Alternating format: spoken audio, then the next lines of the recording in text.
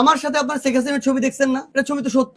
ওই ছবিটা দেখায় যদি কেউ এটাকে ফ্রেমিং করে এই লোকটা এখানকার দোষর ছিল, এটা আমি মনে করি অপ্রাসঙ্গিক। আমি 2019-এর ডাকসু নির্বাচনে নির্বাচিত হয়েছি। ডাকসু নির্বাচনে যে নির্বাচিত হয়েছিল যারা, তাদেরকে ডেকে নেওয়া হয়েছে, ডেকে নিয়ে তাদেরকে সংবর্ধনা দেওয়া হয়েছে। সেখানে আক্তার হোসেনও ছিল, সেখানে নুরুল হক নূরও ছিল। তো সেই ছবি দিয়ে যদি আপনি আমাকে জাজ করেন সেটা তো হবে না। আপনি আমার অভ্যুত্থানের অবস্থান দেখেন, এক। 2 নাম্বার, আমার সাথে আপনারা আরো ছবি দেখবেন, সাদ্দাম হোসেনের ছবি দেখবেন। ওই ছবিটা দেখায় যদি কেউ এটাকে ফ্রেমিং করে এই লোকটা এখানকার দোষর ছিল, এটা আমি মনে করি অপ্রাসঙ্গিক। আপনি আমাকে জাস্ট কয়েকটা জিনিস দেখাবেন, আমার একদম ক্রাইটেরিয়া ভাই স্পষ্ট। এক, জুলাই অভ্যুত্থানে জুলাইয়ের বিরোধী অবস্থান ছিল কিনা, থাকলে সে আমার এখানে থাকার কোনো সুযোগ নাই।